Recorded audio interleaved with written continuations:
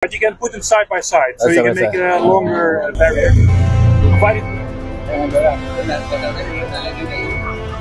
Assalamualaikum warahmatullahi wabarakatuh. Alhamdulillah, ini yang ke-10 kot kita datang ke sini bersama dengan pihak JPS, dengan pihak lihat macam nak bantu, nak menyelamatkan ban di Berong Laut ni.